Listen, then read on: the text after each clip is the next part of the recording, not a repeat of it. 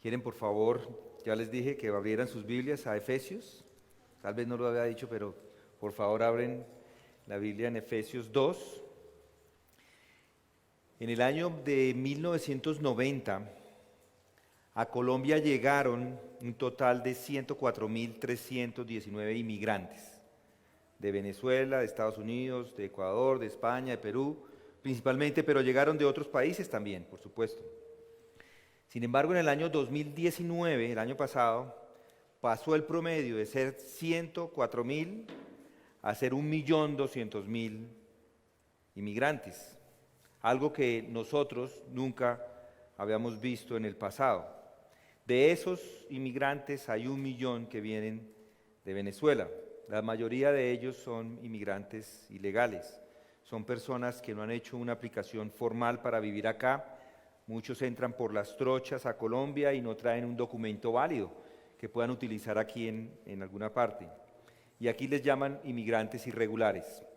No les dan a estas personas un permiso de trabajo y no tienen acceso a todos los servicios. Por ejemplo, no tienen acceso a servicios de salud, solamente pueden ir a las urgencias. Son ilegales, tienen problemas con poner sus hijos en las escuelas, en los colegios particularmente, y no solamente por la documentación, sino que también los colegios no tienen cupo para la llegada de tantas personas, o las escuelas. Por ser ilegales hay varias de las cosas, hay muchas cosas que son difíciles para ellos. Además de muchos de los programas que son hoy programas para los ciudadanos colombianos y de los cuales se podrían beneficiar, pero a ellos, por ser extranjeros ilegales, no tienen acceso a esto. Es una situación difícil para estas personas que están huyendo de las tiranías de un presidente. Pero algo que es también interesante observar es que con esto que estamos viviendo en este país en estos momentos, los colombianos nos estamos dando cuenta de que somos colombianos. ¿En qué sentido? Solo basta ver con la cantidad de servicios que solamente están disponibles para colombianos o para inmigrantes legales de este país. Hoy en día, muchos de los beneficios que tenemos por el simple hecho de ser colombianos no los apreciamos de esa forma, simplemente con tener la cédula de ciudadanía. La cédula de ciudadanía le abre un trabajo, puede trabajar por tener cédula, de otra forma no es fácil, necesitan un permiso y a veces esos permisos, especialmente para los venezolanos, no son fáciles de adquirir. La salud, la educación. Pero piensen en algo, piensen qué pasaría si se hiciera una amnistía, como las que se hacen en Estados Unidos cada 10 o 20 años, para legalizar a los inmigrantes ilegales. ¿Qué pasaría con estas personas que no tienen un permiso de trabajo y hoy, en este instante, no solamente les llega el permiso de trabajo, sino que se les permite estudiar, se les permite abrir una cuenta bancaria, que eso tampoco es posible hoy día, hacer un negocio y otras cosas que son comunes para nosotros, que en muchas ocasiones las damos por sentadas sin ni siquiera prestar atención. Eso sería como si nacieran de nuevo como colombianos, con todos los privilegios de ser colombianos en un solo día. Y esto es lo que anhelan las personas cuando son inmigrantes. Anhelan porque no es fácil obtener la legalidad de parte de inmigración. Pero esto no es una situación simplemente de los colombianos. Igual pasa en Estados Unidos con los inmigrantes ilegales o en España con los ilegales que vienen de África. Así es, y sucede en muchos países. Mis hermanos y amigos, la ilegalidad de los inmigrantes es como la ilegalidad de los cristianos. Solo los que son cristianos, solo los que se les ha dado esa ciudadanía celestial, son los que tienen todos los privilegios que vienen del cielo. Privilegios que no tienen los que no son cristianos. Los no cristianos siguen siendo ilegales en este mundo que pertenece a Dios. Se les permiten algunos privilegios en este mundo y esos privilegios los teólogos los llaman la gracia común. La lluvia cae sobre justos o injustos, ustedes saben eso. Pero es cierto que no tienen todos los privilegios de los hijos de Dios. Y de esto es de lo que vamos a hablar hoy. De unos que son ciudadanos y de otros que estaban separados y excluidos y que hoy día forman un solo cuerpo que es la iglesia. Si recuerdan, empezamos a estudiar en el capítulo 2, versículos 1 al 3, que el hombre estaba separado por su pecado de Dios. A los ojos de Dios era un hombre muerto, excluidos por su naturaleza pecadora, muertos espirituales. Y si van allí lo ven. Estaban muertos en vuestros delitos y pecados. Luego encontramos una descripción en el 2 y en el 3 acerca de esas personas. Pero Dios, dice el versículo 4, pero Dios. Y ahora, en esta sección que tenemos para hoy, Pablo nos está mostrando que el hombre no solamente estaba muerto en sus delitos, sino que también estaba separado de Dios. Leamos el texto. Versículo 11. Recordad pues que en otro tiempo, vosotros los gentiles en la carne, llamados sin circuncisión por la tal llamada circuncisión hecha por las manos en la carne, recordad que en ese tiempo estabais separados de Cristo, excluidos de la ciudadanía de Israel, extraños a los pactos de la promesa, sin tener esperanza y sin Dios en el mundo. Pero ahora en Cristo Jesús, vosotros que en otro tiempo estabais lejos, habéis sido acercados por la sangre de Cristo. Así es. Esta es una descripción de lo que eran los efesios en el pasado. Y si notan, hay un paralelo con el texto que estudiamos en capítulo 2, versículos del 1 al 10. Es un paralelo. Los primeros 3 versículos del capítulo 2, del 1 al 10, nos muestra la condición de pecado, la condición de mortandad del hombre. Y esa condición es un obstáculo para tener acceso al Padre, para poder llegar al Padre. El hecho de que un hombre sea pecador es un obstáculo. Es un obstáculo por su estado de pecado, por esa condición de pecado. Estaban separados de Dios, pero dice el versículo 4, pero Dios, y ya estudiamos eso. Y ahora nos encontramos que ese no es el único obstáculo, hay otro. Y noten el paralelo, los efesios estaban separados por su posición o estatus en la economía de Dios. Los gentiles estaban separados por ser gentiles simplemente y por no ser judíos, separados en términos de su relación con la ley de Dios. Y noten el versículo 13, pero ahora en Cristo. Y ese es el tema que el apóstol va a desarrollar desde el capítulo 2, versículo 11, hasta el capítulo 3, versículo 12. Pero hoy quiero que nos enfoquemos en 2 versículos, versículos 11 y 12. Hoy el texto nos va a responder a las preguntas: ¿quiénes son estos gentiles? Versículo 11. ¿Y cómo pueden estos efesios, que son gentiles no circuncidados, cómo pueden ser llevados a la iglesia cristiana y unirse con cristianos para formar un nuevo cuerpo, que es la iglesia? Entonces en el 11 vemos la descripción de los gentiles sin Cristo, y en el 12 vemos los privilegios que los gentiles no tienen por no estar en Cristo, y luego en el versículo 13 veremos, que lo veremos la semana entrante, encontramos cómo exactamente es que un gentil tiene acceso al Padre. Pero leamos el 11 de nuevo. ¿Quiénes eran estos gentiles? Dice: recordad pues que en otro tiempo vosotros los gentiles en la carne, llamados sin circuncisión por la tal llamada circuncisión hecha por las manos en la carne. Podemos decirlo de esta forma: en el mundo antiguo, en el pasado, en los tiempos antiguos, el mundo estaba dividido en 2 grupos principales: los judíos y los gentiles. Esa era una división total, y cualquier intento de reconciliación parecía increíble, era monstruoso inclusive pensar en esto. Judío y gentil era como decir judíos y perros. Así eran, así trataban a los gentiles, o así se referían a los gentiles. Y por otro lado, los gentiles también tenían su propia clasificación, particularmente los griegos. El mundo entero estaba para ellos dividido en griegos y bárbaros. Los griegos eran ese pueblo educado, los filósofos, los conocedores, y por otro lado, los que eran ignorantes, los analfabetas, esos eran los bárbaros. Y esto era la realidad en que se vivía. Y parecía imposible que estos dos grupos se unieran. Era impensable que estos dos grupos, que eran beligerantes entre ellos, que se despreciaban de corazón, pudieran unirse y reconciliarse. Y menos aún, que estuvieran de rodillas, juntos, adorando al mismo Dios y al mismo Señor. Pero sucedió. Pablo nos está diciendo que eso sucede. Les está llamando a que recuerden cómo eran antes, porque esto se dio. Ese recordar que encontramos en el versículo 11 está mostrando una situación que ellos tenían en el pasado, era una condición anterior.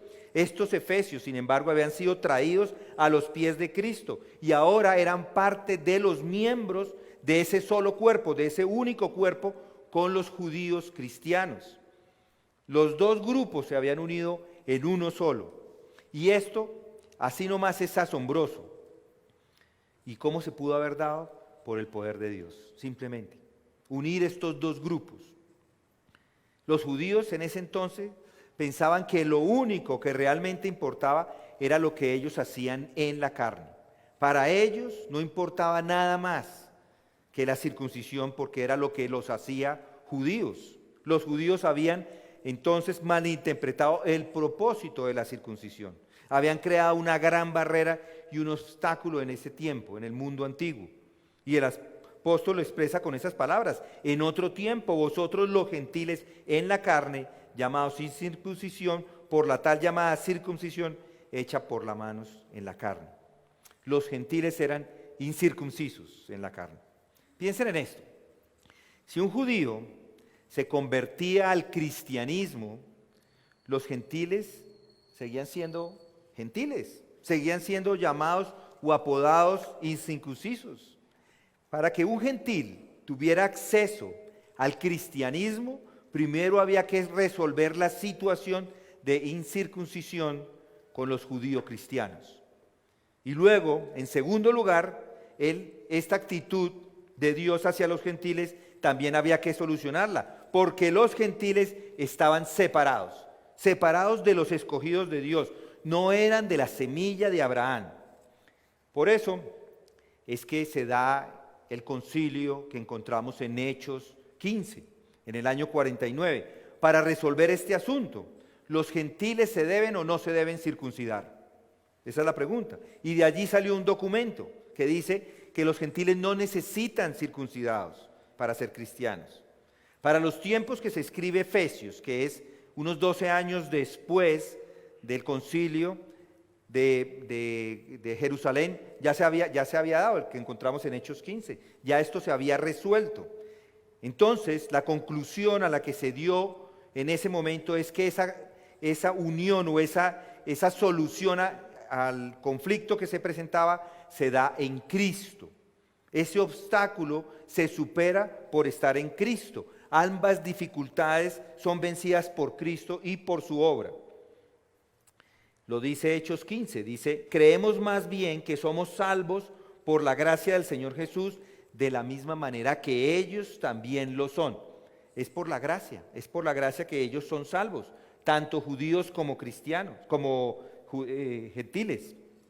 Entonces, la cuestión de la ley ha sido resuelta por nuestro Señor y Salvador. Ese es el argumento de Pablo. No hay más división entre gentiles y judíos. Ya se acabó.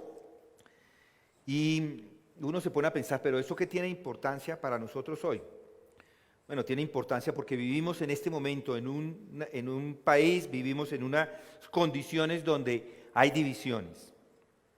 Se piensa mucho de cómo podemos unirnos, pero seguimos con el mismo problema. Este mundo está lleno de divisiones y todos somos conscientes de ello.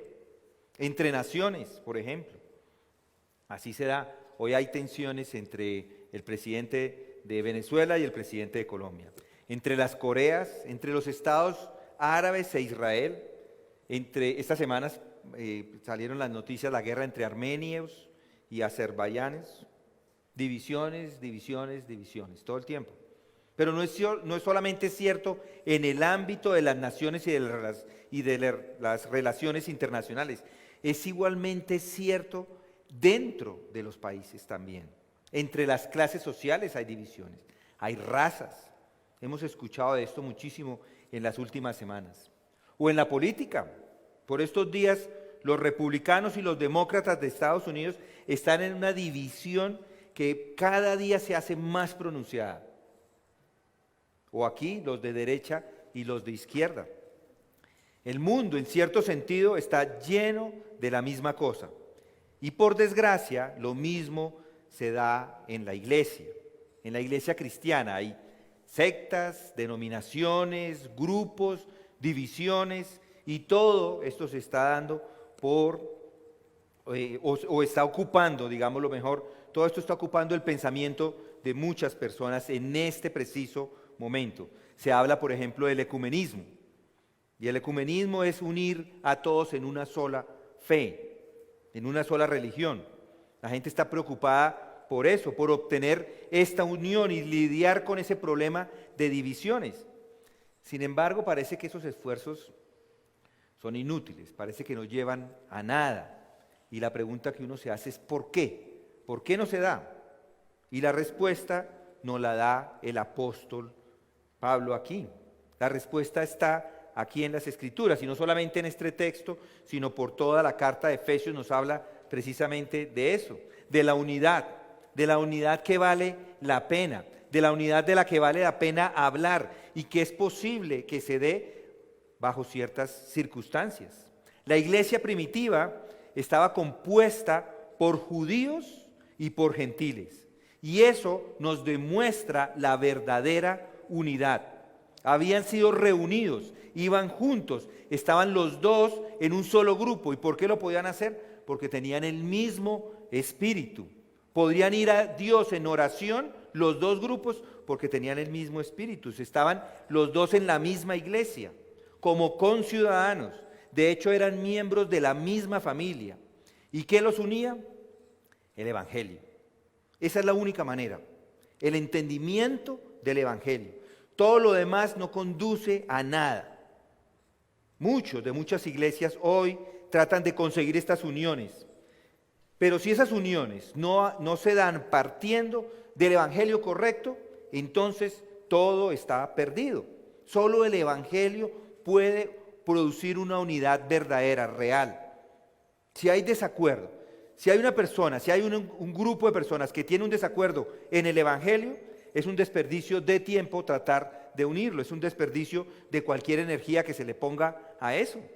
Y ese es el mensaje que encontramos en esta sección. Y se aplica no solo a la iglesia, sino también al mundo que está afuera.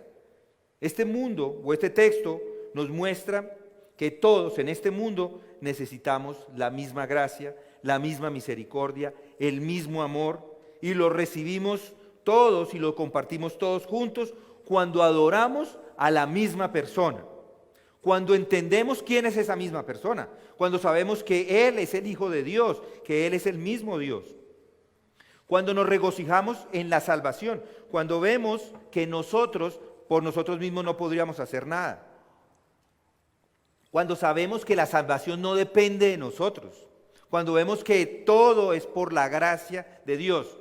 De otra forma no podemos tener unión con otra persona, con otra iglesia. La única forma que podemos lograr esa unión es cuando estamos de acuerdo en el mismo evangelio. Y es lo que nos está enseñando aquí Pablo. Nos está mostrando cómo es que Cristo une a gentiles y a judíos. Y lo hace por medio del Espíritu Santo que puso en las personas, en el hombre. Entonces, para resumir un poco como en lo que vamos, los gentiles estaban separados de los judíos. Pero Dios derrumbó, o el Dios hecho hombre derrumba ese muro y de los dos grupos hizo un nuevo grupo en Cristo. Pero le recuerda a los efesios su condición pasada, su condición de gentiles. El segundo aspecto que quiero que toquemos hoy es cómo estos efesios, que eran gentiles, no circuncidados, cómo pueden ser llevados a la iglesia cristiana y unirse con los cristianos judíos para formar un solo cuerpo, que es la iglesia. Esa es la pregunta que el apóstol Pablo trata en estos versículos. Y antes de dar la respuesta, Pablo explica lo que eran los efesios antes y quiere que recuerden esa condición. Noten, en mi Biblia dice, recordad, versículo 2, recordad que en ese tiempo estabais separados de Cristo. En la Reina Valera, si ustedes la tienen, probablemente dice, en aquel tiempo estabas en Cristo. Ahí no tenemos la palabra recordad. La Biblia de las Américas adiciona esa palabra recordad porque el texto del 12 está unido de alguna forma con el 11. Y si notan, el apóstol presenta esta enseñanza de una manera muy interesante, porque dice que en ese momento estabais separados de Cristo o sin Cristo. Y es una forma extraña de decirlo, sin Cristo, o como se podría traducir como aparte de Cristo, o fuera de Cristo, o no en comunión con Cristo, o no tener ninguna relación con Cristo, o una vida separados de Cristo. Eso eran los gentiles, unos separados. Y Pablo lo explica en 5 aspectos. Primero, es que eran sin Cristo separados, estaban separados, alejados de la ciudadanía de Israel, ajenos a los pactos de la promesa, sin esperanza y sin Dios en el mundo. En aquel tiempo entonces estaban sin Cristo, separados. Pablo en ese momento les está recordando a los efesios esa condición de separación. Es igual a lo que dijo antes en el 1, versículo 1, capítulo 2, al 3. Allí estaban muertos, y ese muertos engloba todo lo que encontramos allí. Estaban en la corriente de este mundo, conforme al príncipe de la potestad, y todo lo que encontramos en los versículos 2 y 3. Así es, y luego inclusive del 4 en adelante encontramos un desarrollo de ese tema. Ahora acá, Pablo hace lo mismo, pero ahora lo hace con separados, un concepto que engloba lo que describe a continuación. En ese entonces, el mundo estaba dividido entre gentiles y judíos, entre los circuncidados y los incircuncisos. Y si lo observan, los incircuncisos son los gentiles, y ellos estaban sin Cristo, fuera de Cristo. Es un poco raro. ¿Por qué digo que es un poco raro? Porque ¿cómo así que sin Cristo solo los gentiles? Si Cristo no había venido, inclusive antes tampoco, para los judíos. Pero aquí lo que nos está diciendo el texto es que los judíos todavía antes del Antiguo Testamento, dentro del Antiguo Testamento, ellos estaban con Cristo a pesar de que Jesucristo no había venido. ¿Por qué es que hace esto el apóstol? ¿Por qué es que describe esta situación en estos términos? La respuesta es que todo, desde el principio, todo Dios lo hizo con los judíos bajo la dispensación, se hizo en esa antigua dispensación con la vista puesta en Cristo. Todo el Antiguo Testamento espera con ansias a Cristo. Todo lo que Dios hizo a esos judíos, a esos israelitas, lo hizo todo en preparación para la venida de nuestro Señor Jesucristo. Entonces ellos sí estaban en Cristo.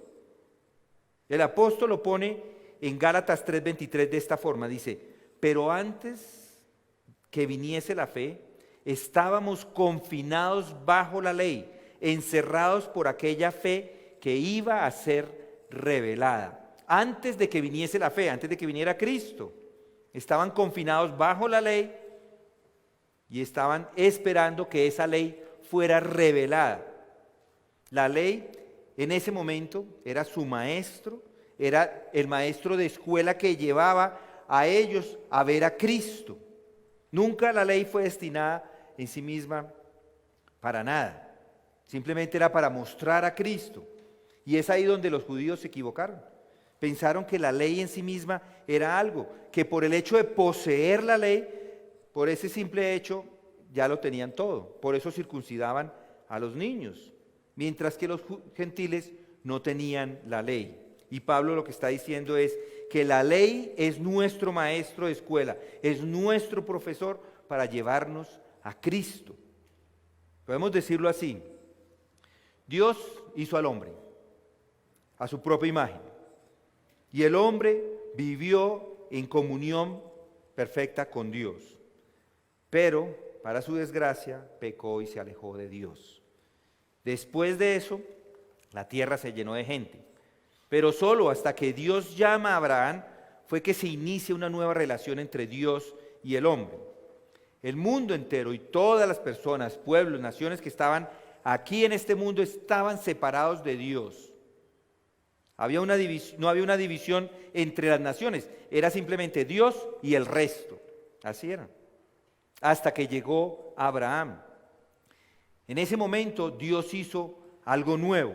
Le dijo a Abraham que de él iba a ser una nación, que de su semilla vendría una gran nación, un pueblo especial para el mismo Dios. Iba a crear una nueva nación, una nación muy especial, y los iba a diferenciar de todos los pueblos que existían en ese momento. Iba a tener una relación particular con ellos.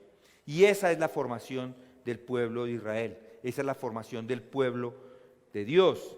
Entonces, con esas personas hizo unos pactos. Les dio ciertas promesas. Se comprometió con ellos. Tomó a este hombre Abraham a un lado y le dijo: en ti y en tu descendencia serán benditas todas las naciones de la tierra. Dios hizo un pacto con Abraham, se comprometió con él, hizo un juramento, hizo este pacto. Además hizo con otros hombres como Moisés pactos, con David hizo un pacto, el nuevo pacto también lo hizo. Y en esos pactos encontramos esa promesa de la venida de Cristo, la venida del Mesías, la venida del gran libertador.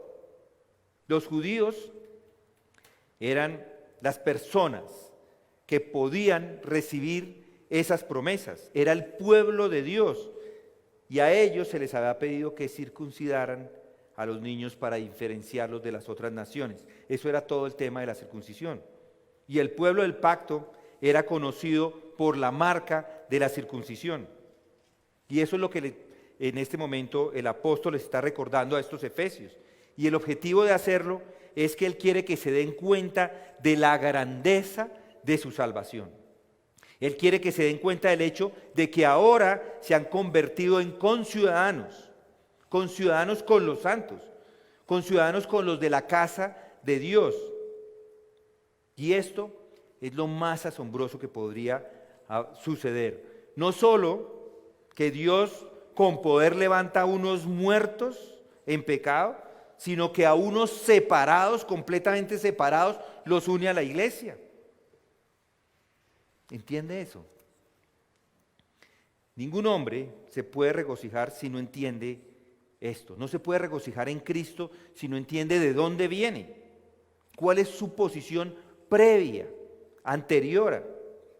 El problema hoy día es que muchos confiesan a Cristo, pero no se han dado cuenta, ni siquiera entienden de dónde vienen, no ven su pecado, no ven que son unos separados. No sirve de nada hablar de las bendiciones que encontramos en Cristo si no comienza por la parte negativa, si no se da cuenta de lo que era antes. ¿Cómo puede alabar a Dios si no ve ninguna diferencia? Todas las personas quieren una bendición. ¿Quién puede decir que no? Yo no quiero ninguna bendición. Pero si usted se da cuenta de dónde viene y lo que ha sucedido, lo único que le queda es de rodillas adorar al gran Dios que tenemos. ¿Por qué? Porque éramos unos separados y éramos unos pecadores, pero Dios pero Cristo. ¿Qué es esto de separados? Ahí nos dice, eran extranjeros de la ciudadanía de Israel. Noten el texto, versículo 12. La ciudadanía significa que estas personas eran parte de esa comunidad, de una comunidad de ciudadanos. Eso es lo que hace la ciudadanía, un grupo de personas que los une en uno solo. Algo separado, algo distinto, algo que puede ser reconocido. Por lo tanto, Lo que dice es que Dios formó esta comunidad, formó este grupo para sí mismo. Dios crea un pueblo, y forma una comunidad. Y la descripción de ese pueblo la encontramos en Éxodo 19. Dios reunió a esas personas y les dio los 10 mandamientos y les dijo: vosotros me seréis reino de sacerdotes y gente santa. Vengan conmigo a Amos o Amós. No sé si van a llegar, pero está después de Joel, por si les ayuda. Y antes de, a ver, ¿cómo es? Jonás, no, Abdías, por ahí está. Versículo 3, capítulo 3. Noten lo que dice ahí el texto. Solo a vosotros he escogido de todas las familias de la tierra. Ellos eran los únicos, no había nadie más. Nadie tenía acceso al Padre más que los judíos, nadie más. Y lo hizo porque iba a cuidarles, porque serían los únicos, porque serían los escogidos de Dios. Esa palabra que encontramos allí en Amos, solo vosotros he escogido. Esos escogidos en la Reina Valera, solo los otros he conocido, si lo notan, conocidos por Dios. Obvio, eso no significa que Dios no conociera a todos los demás. Claro que los conoce, Dios conoce todos. Conocer, sin embargo, en las Escrituras nos muestra que Él tenía un interés especial por estas personas. Se preocupaba por ellas, cuidaba, los miraba como un padre mira a sus hijos, como un padre guía o como una madre ama a sus hijos. Entonces, los únicos conocidos de todas las familias de la tierra, los únicos escogidos, era la nación de Israel, de todas las naciones que había. Las otras las conocía, pero no le interesaba, no se interesaba por ellas. Estaban fuera de la ciudadanía de Israel, eran como extraterrestres, estaban excluidos, estaban alejados. De hecho, esa palabra que utiliza allí Pablo, como excluidos o alejados, debe traducirse habiendo sido excluidos o habiéndose convertido en excluidos. Y todo eso se da por la caída, por el pecado. Por eso es que estaban afuera. El hombre se había convertido en un excluido. Lo primero entonces que se entiende por estar sin Cristo, es que está fuera del círculo. Está fuera del círculo de aquellos en los cuales Dios está interesado. No pertenecen al pueblo del pacto. Esas personas son solamente uno en esa gran masa que encontramos en este mundo. No hay un interés especial por estas personas. Están alineados de la ciudadanía de Israel, alejados. Y hoy esto se da en la iglesia cristiana porque corresponde igual a la ciudadanía de Israel. ¿En qué sentido? No somos la nueva Israel, pero tenemos la misma relación que Dios tenía con los israelitas, la tenemos nosotros hoy con Dios.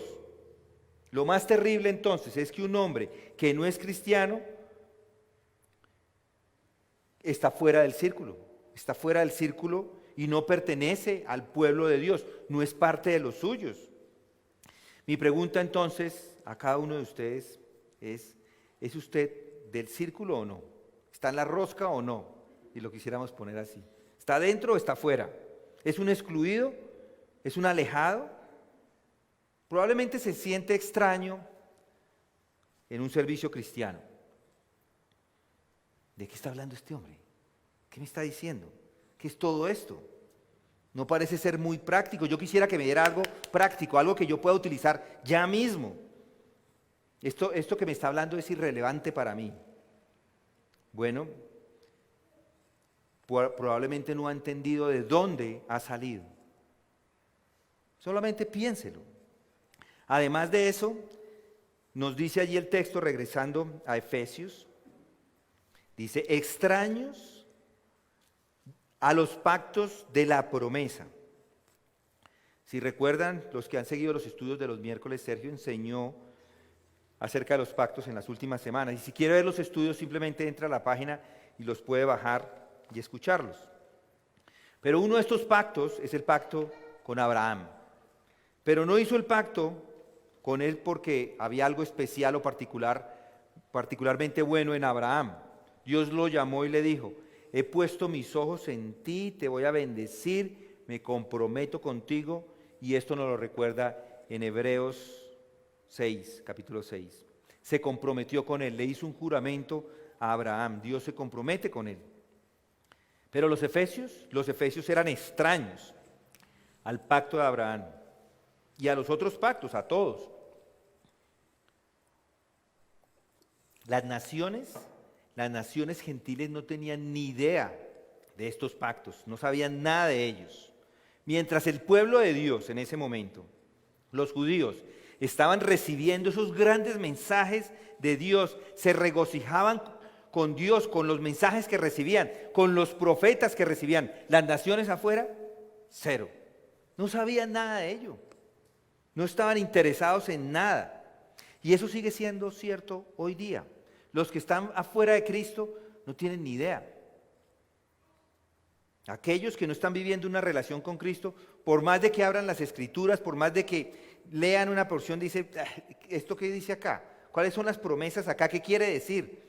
¿Esto por qué? ¿A quién aplica? ¿De qué se trata? Son extraños, no lo entienden. Son como personas de otro país que les están hablando en un idioma diferente. Pero entonces mi pregunta es, ¿a usted le habla la Biblia? ¿Es algo inteligible para usted? ¿O son solamente algarabías, un solo poco de jerga cristiana? Están hablando ahí como de cristianos entre los cristianos, pero no entiendo nada. ¿O le habla? Cuando le está hablando se pone de pie y lo único que puede hacer es alabar, o de rodillas y alabar al Señor. ¿Es un extraño a las promesas? ¿O sabe que le está hablando a usted por ser hijo de Dios? Qué cosa tan terrible es estar fuera de Cristo. Y noten otra descripción allí: sin tener esperanza. Los gentiles eran unos desesperanzados, sin esperanza. Sin duda, esta es una de las declaraciones más terribles que encontramos en todas las Escrituras. Y podemos decir que es la peor de todas: no tener esperanza. No hay nada peor que no tener esperanza. Cuando hay vida, hay esperanza, dicen algunos. Y cuando la esperanza se va, entonces no hay nada. La esperanza, dice el dicho, es lo último que se pierde. Pero cuando se pierde, es el caos. Y un hombre que está sin Cristo no tiene esperanza. Eso significa que no tiene esperanza en este mundo, en esta vida, en este momento. ¿Se había dado cuenta de eso? De que si no está con Cristo no hay esperanza. Sin Cristo la esperanza es nula. Algunos dirían, no, pero es que eso es una exageración. No exagere. Consideren, por ejemplo, los pensadores o los escritores que este mundo ha tenido. Se van a dar cuenta de lo pesimistas que son. Las mejores obras de Shakespeare, ¿qué son? Son tragedias. Si leemos a García Márquez, al escritor colombiano, escribe con mucho pesimismo también. Así son la mayoría de los escritores, son pesimistas. Así son todas las religiones. Aparte de la fe cristiana, son profundamente pesimistas. El único consuelo que hay para esas personas es irse de este mundo, porque no hay esperanza. Es posible para algunos que tengan que regresar, porque hay reencarnaciones, regrese, pero ninguna de esas reencarnaciones tampoco le da esperanza. No hay esperanza para el hombre en este mundo. Para ellos tienen que salir de este mundo. El hinduismo, el budismo y el resto son completamente religiones desesperanzadoras. Son el producto de un pensamiento profundo, pero sin la palabra de Dios, sin la revelación, y están todos desesperados. Esto es algo que se encuentra en todas las grandes filosofías, en todas las grandes religiones, en toda la literatura. Nuestros poetas, piensen en nuestros poetas, son también unos pesimistas. La poesía de Rafael Pombo, pesimista, es triste. El renacuajo paseador, Si lo recuentan, Rin Renacuajo salió esta mañana muy tieso, muy bajo. ¿Cómo termina él? Comido por un pato, o un ganso, no sé, no recuerdo, pero un pato, pato tragón. O la pobre viejecita, que vive una vida de pobre hasta su muerte siendo muy rica. Esos son escrituras pesimistas. Y todo se da, o todo se resume en el libro de Eclesiastés, donde el autor dice, vanidad de vanidades, todo es vanidad. Es la conclusión a la que llega este hombre, Salomón, que ha probado todo, él le ha intentado a todo, las mujeres, la comida, todo, la riqueza, todo lo ha probado. Y después de eso dice, lo que fue, eso será. Y lo que se hizo, eso se hará. No hay nada nuevo bajo el sol. Él no vio nada nuevo en este mundo. No hay esperanza en este mundo. Este mundo no va a mejorar. Todo ese idealismo inútil de los últimos 100 años que nos está impregnando inclusive hasta la iglesia es inútil si no entendemos esto. No hay esperanza en esta vida aparte de Cristo. Vanidad de vanidades, todo es vanidad. No solo no hay esperanza en que las cosas mejoren, sino que no hay esperanza en que el hombre mejore, tampoco. No es mejor el hombre que estaba en el Antiguo Testamento. Todos los hombres, desde el momento de Adán hasta hoy, tenemos y estamos en la misma situación, bajo pecados, siendo culpables de las mismas faltas. No hay ninguna evidencia de mejora desde ese momento hasta acá. No hay evidencia de mejoras espirituales en el hombre. El hombre de por sí está podrido, como lo fue en el momento en que cayó en el jardín del Edén. Además, no hay nada que esperar para él. Todos estamos envejeciendo. Nuestra fuerza está fallando. La muerte puede venir, es inevitable. Estamos envejeciendo, es una realidad. Ayer salí a montar bicicleta con un grupo de hermanos de aquí de la iglesia y ahí me doy cuenta de los jóvenes que están y yo lo viejo que me he vuelto. Ellos salimos a la misma hora en el mismo lugar, pero no vamos al mismo ritmo. ¿Por qué? Porque hay años de diferencia. Haga lo que quiera, no nos podemos alejar de esto. Pero en Cristo hay esperanza. La vida en Cristo o la vida sin Cristo es una vida sin esperanza.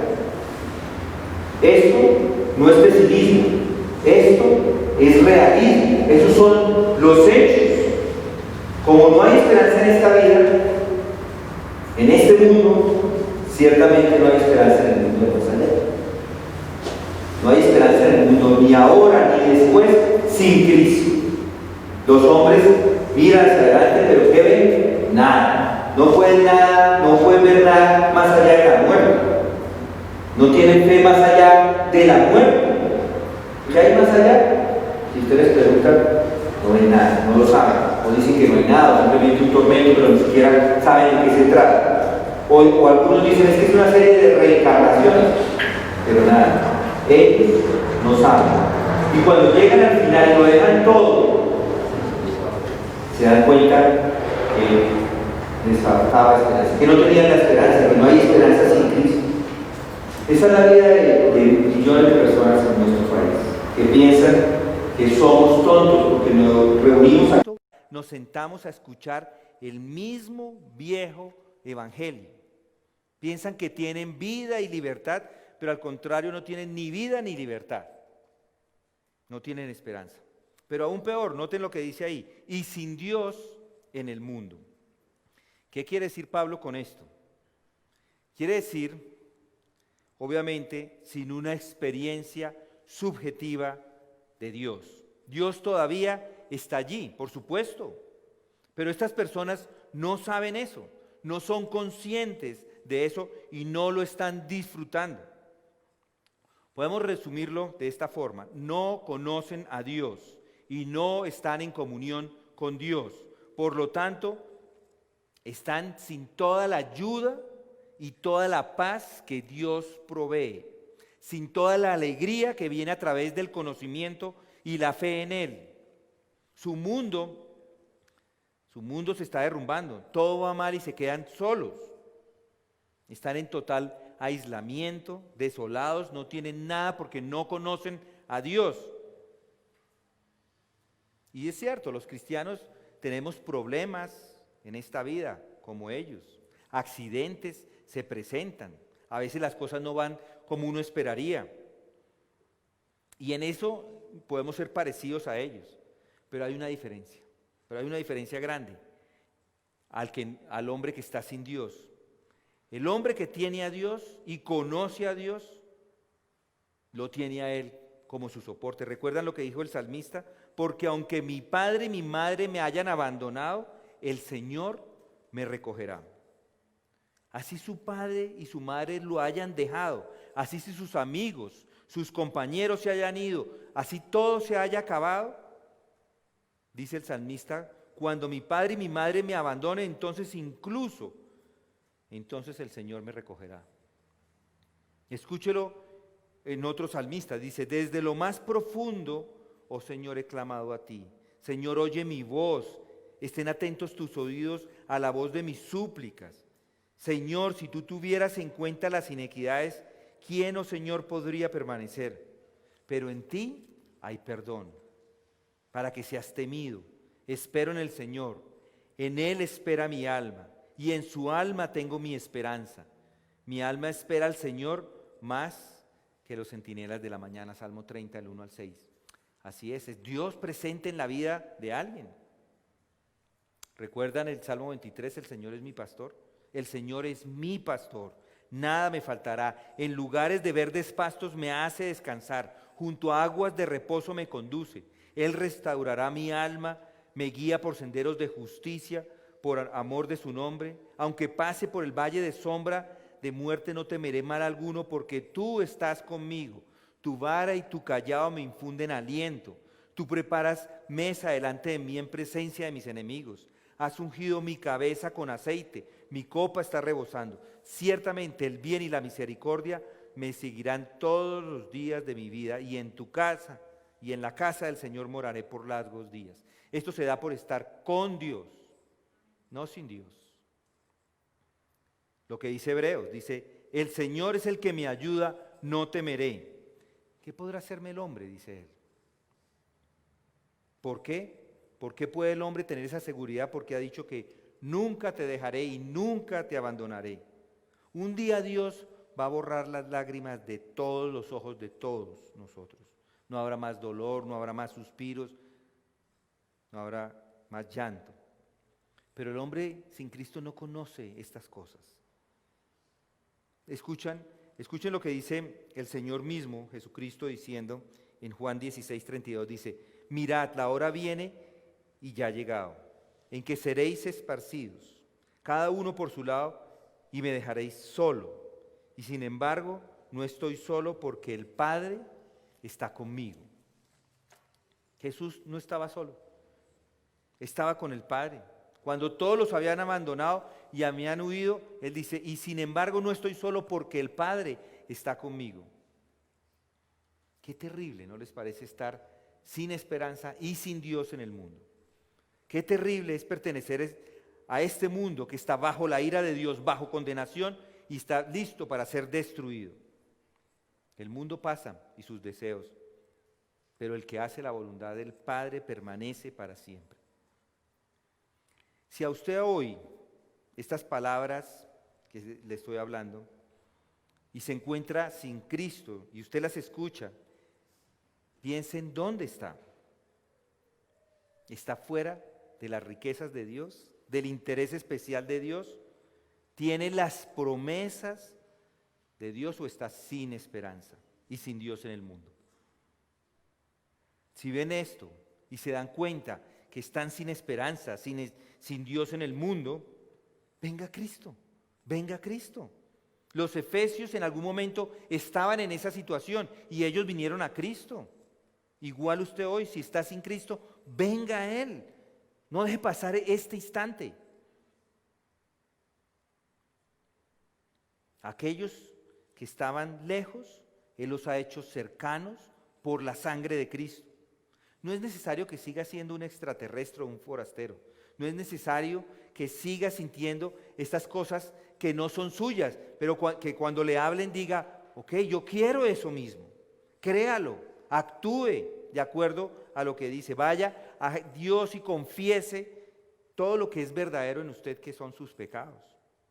Y Él, ¿qué hará? Él va a derramar su amor, su gracia, su misericordia y su compasión sobre usted. ¿Y qué va a hacer Él? Él les va a recibir y les dirá que ha enviado a su Hijo a morir y a derramar su sangre por usted para que se reconcilie con Él, para que pueda llegar a ser su Hijo y llegar a ser un conciudadano con los santos y con los de la casa de Dios. Descubrirá en ese momento que tiene una nueva vida, una nueva esperanza, conocerá a Dios y sabrá que nunca lo va a dejar, que nunca lo va a abandonar. Venga a Cristo. Si ya está ahí, regocíjese, alégrese. Están en Cristo. No hay nada mejor que esto. Es como tener el cielo en la tierra. Es el anticipo de la felicidad eterna, mis hermanos. Vamos a orar. Padre, gracias te damos por tu palabra, gracias porque tú nos muestras en dónde nos encontrábamos antes, en pecados y alejados, y hoy, así como hiciste con los efesios, nos estás mostrando desde dónde nos trajiste. Nos estás mostrando cómo sucedió por gracia. Éramos unos separados, pero tú nos trajiste a ti, a tener esos privilegios de nación, de ser considerados pueblo tuyo, cuando éramos simplemente unos alejados. Gracias, Padre, por traernos cerca. Gracias, Padre, por la bendición de mostrarnos esto en tu palabra. Te pedimos que esta verdad quede muy adentro de nuestro corazón y nos ayudes a entenderla todos los días de nuestra vida. En el nombre de Cristo oramos.